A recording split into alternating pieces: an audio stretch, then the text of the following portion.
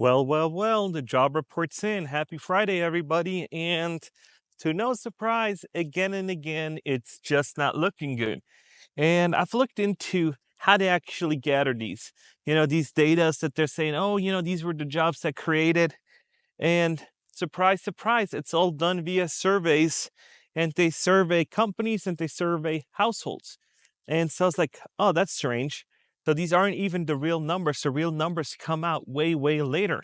So they looked at it and it's like, oh man, we've created so many jobs.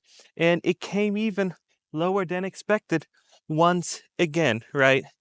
And it's just detrimental to see how this is all gonna go down. This is all still going down really, really quick. And people in my comment sections have been telling me, you know, we can't lower interest rates because we're going to reach hyperinflations. We're going to do all these crazy, crazy things with money that just aren't good. And so now when we're looking at it, it's like we are in a place now where there's high interest rates. And as the United States manufacturers lost all these manufacturing jobs, so I need to go on a little tangent. So in the 1970s, 1980s, interest rates were at all-time highs. But what we had was in the United States, at least we were the manufacturer powerhouse of the world.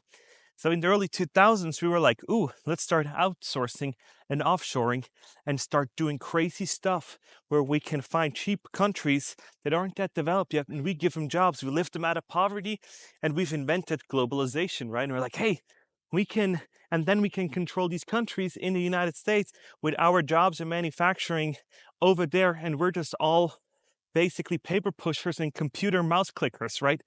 And that has a time and a place, but now interest rates are high. So what does that do?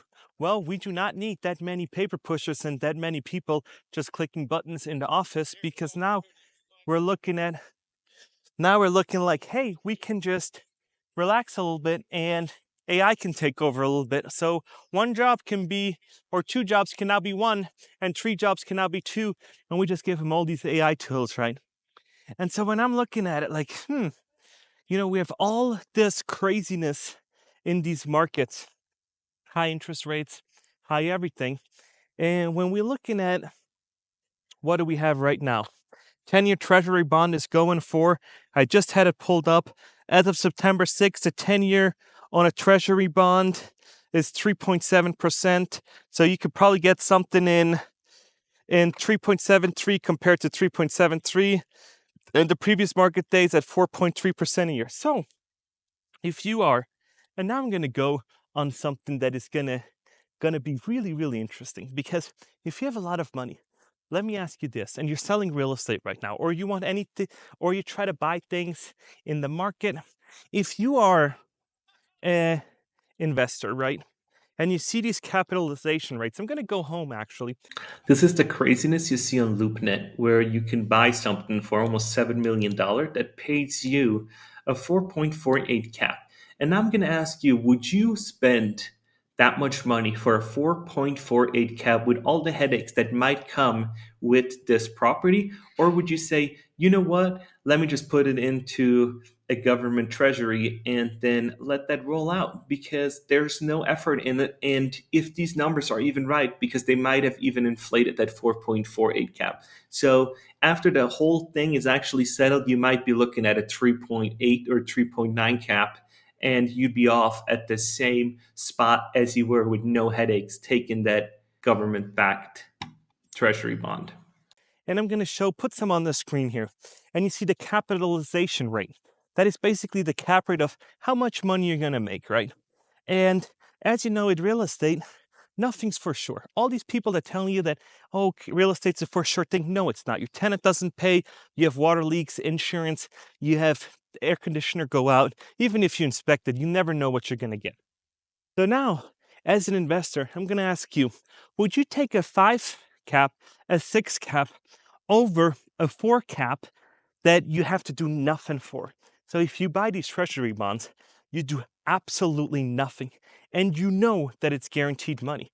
If you buy real estate, yeah, it might, appreciate a little bit, but you also might have to spend tens of thousands of dollars with tenants lawsuits, with insurance crisis, with all these things that you have no control over. Yes, you have an asset, but it might turn into a liability real quick, right?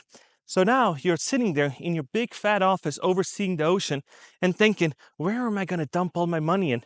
Do I want to buy these huge commercial properties, or should I just put it in a treasury yield, or maybe negotiate with a bank to get a higher CD for my money, or 10-year or 2-year bonds, and see where my money goes? So now you're looking at it like, what would you do? And now I'm going to ask you, what would you do? Because my things for sure, I would not buy anything. I would put it in a CD and just let my money sit. Let this ride out. Let this whole storm ride out, and just put it in and just let it just sit and coast. So what does that do? That takes money out of the system. That's going to take money out of investments. That's going to not further the American dream, right? That is going to So this is going to put out a huge blow to innovation, because in the United States, as I've been telling you on and on and on, we need low interest environments to keep this whole spiel going, to keep this whole ball of designed in California, designed in Napa Valley, or designed in, where is it, in San Francisco. We need to keep this rolling, and this can only stay rolling while we have low interest rates, because if we're in a high interest environments, nobody's going to lend money, because that guy that's sitting behind his big fat desk overseeing the ocean is going to say, do I want to take a risk on that, or should I just move it to somebody, into a CD? Do I move it into some index funds? Am I going to move it into some treasury bonds? And those are the decisions that they're going to do. And you, as the CEO now of this company that's manufacturing, that's producing stuff, is looking at it like, man, I just can't do it. I just can't keep up. I had lines of credit open. I've invested in all this inventory. I've invested in all this employees. I invested in all this office material. And now I'm having trouble selling because people are getting laid off and they're not buying my products. So what do? You need to do layoffs. So I got this interesting video. As you all know, I am a consultant and I'm working with 3 different clients right now, and 2 of them are planning a layoff. One of the videos that kind of got my account some traction was back in April-ish. I posted a video where I'd met with a high-up executive at one of the Fortune 10 companies, and she had told me that there was going to be a massive layoff happening, and it happened.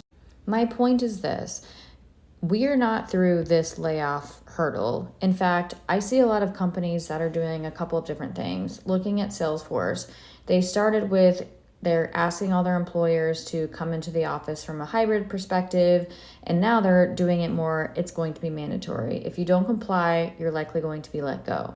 But the 2 clients that I'm working with, and of course I'm not going to name names because I'm under an NDA, we're talking about a 30% workforce reduction at one and a 20% workforce reduction at the other. Both of these accounts have over 4,000 to 5,000 employees. So that is a very, very big layoff. And they're not even doing it in the sense of like, we're going through a restructure. They're essentially saying, we don't need as many people to get the work done because we're making enough margins and we think that we can do more with less. I say this because So we don't need to watch anymore because it kind of goes on a tangent.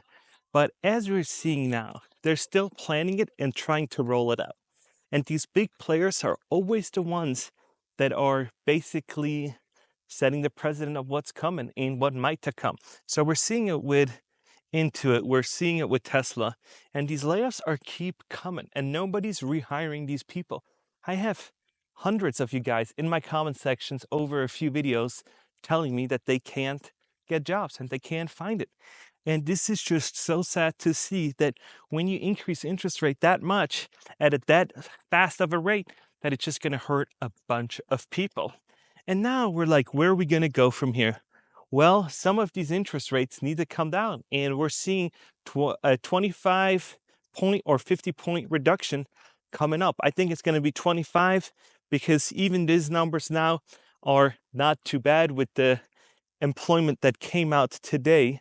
So people are now starting to worry and are pulling back. What Wall Street Journal's basically saying also is that they're pulling back in markets. So they're seeing people actually start selling in the stock market because they're worried. Let's look into that. So I got the numbers right here. The economy added 142,000 jobs according to the Labor Department. And it is not looking good. It is not looking good. And now we're seeing that the job report didn't come in, so we saw a 2.25% sell-off in the market. So all these things are a correlation of different environments. And now, how do you protect yourself? Because people are like, so what do you do? What do you do? Well, you start networking. You start putting yourself out there. You start seeing, where is the need for my skills? Am I going to still be needed in my current company? Or was I a diversity hire and they're not actually needing me? And this might sound crazy, but you just got to figure out where your sweet spot is. And now, in times like this, what I would look for is, am I making the company money? Because I can tell you one thing, if you are saving the company a lot of money or making them a lot of money, then they're 100% not going to let you go. But if you're just some random person, and I've been there where I was just a random person on their roster doing little mediocre things, you're going to get let go. And then you're like, oh man, I should have put in more effort, or I should have done this, or I should have done this right. And if you're in a position like this and you're thinking, not really contributing, I'm just showing up, then it's time to start networking. You don't have to change what you're doing. You just have to network and have another position ready, or at least put yourself out there, because you just got to, perceived value is received value sometimes, right? If you can showcase your work, then you can kind of do it. But it is absolutely crazy where this is going. And unless we're going to see some sort of cut and gonna get these people rehired, we're gonna be in a big mess, because car repos, credit card debt is all at all-time highs. And now we're gonna see all these people have to start pulling back because credit is hard to come by. And now it's just going to be a matter of time till at one point they're going to be like, hey, you're done. And then you're like, oh shit, I don't need my car. Let me give that up. And then you're like, oh shit, can't afford to go out to eat. And then all of a sudden the restaurants are going to have a problem. And now we're going to see, oh my gosh, you're still going out, but you're not tipping. So your server's going to be pissed. And then they're going to be like, why aren't you tipping? Well, I just don't have the money, and I'm trying to keep the business afloat, but I just don't have the money. And I'm not encouraging this, but if the market is tightening, this is the trends that we're going to see. And I hate to say it, but it is now you or me. It is everybody for themselves. And I hate that. I hate that. I truly, truly do not like that everybody's now left for themselves, and the government isn't going to bail out the individual person. The government is only going to bail out the big players, the big dogs, because those are the people that lobby and spend money at the government and help the campaigns out. So if you have money and you're buying influence in politics, you'll be fine. You will always have a golden parachute. You will never have to worry about it, because they will come to you in a year or two when it's re-election time, or 4 years, depending on where you're in office, and they say, I need money. I need money and I want to run for this office position again. And you're going to be like, hey, I need jobs. And we're going to create jobs. And then you're like, okay, I'll spend some money on political campaigns. And that's how it works, right? Money buys you influence, always has and always will. So you and I are not in a position where, most likely, I don't know who's watching this, but as my demographics, we are not buying the influence. We can just go out and vote. And then it's either we shoot in our right foot or we shoot ourselves in the left foot.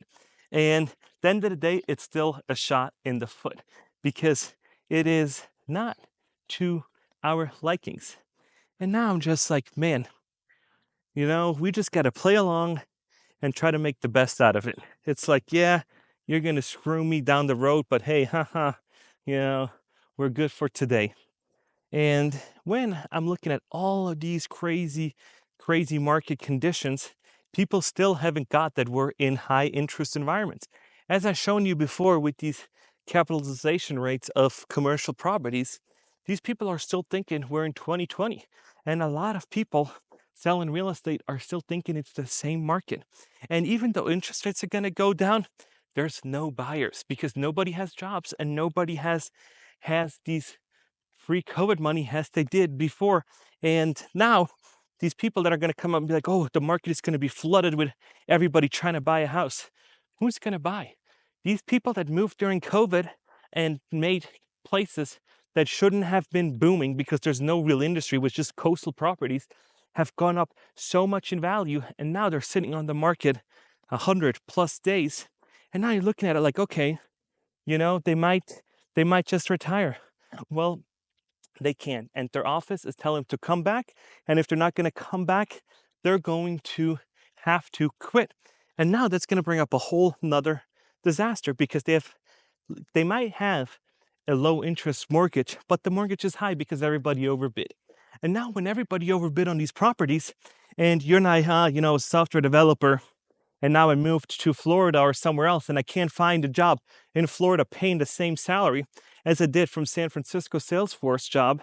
Now, what am I gonna do? Well, you have to move back or sell it all and trying to get out of it. And you were not, when you move to another place where the cost of living is so low, working on a tech salary, that was very easy to do. You bought a house, you bought a boat, you lived great, you're making 6 figures plus. But the current market in your area did not support any of that. So now I'm just looking at it like, man, wait till all these people that move to different spots, and I'm not picking on Florida, I'm just talking about people move to different areas, and the current economy isn't doing that. Boise, Idaho's one, like Cape Coral, Florida's another one. And these places do not have tech jobs that have companies paying 6 figures plus for developers and remote positions. So now you got to find a remote job. And now you're like, let me get a remote job. You and everybody else wants a remote job. So now you're competing with people that have way more skills than you do. So you got to network and take a pay cut to get that job. And now all of a sudden, you thought you were so smart, you've increased, you decrease your cost of living, and you increase your lifestyle. And now you got to get a pay decrease of 20% to get another remote job doing software for another company. And now you're living paycheck to paycheck. So all these people that moved during COVID, you are in trouble now if you're going to get let go. Or now, oh gosh, I moved during COVID and now I got fired and let go, and now I'm in trouble. Yeah, this is just my 2 cents. I'm at the park today, and there was nothing wrong today. Once in a while, you come here to this park and there's nothing wrong. But yeah, let me know what you guys think about all this. It's crazy. The market is absolutely nuts. So yeah, let me know what you guys think. Please like and subscribe if you haven't already. And I will see you in the next one.